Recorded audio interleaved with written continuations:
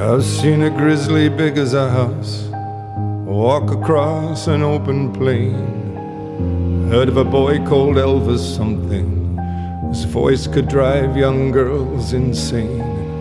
I've seen a man from a mile away shoot a bobcat through the brain. But lately I've been having dreams, crazy dreams I can't explain.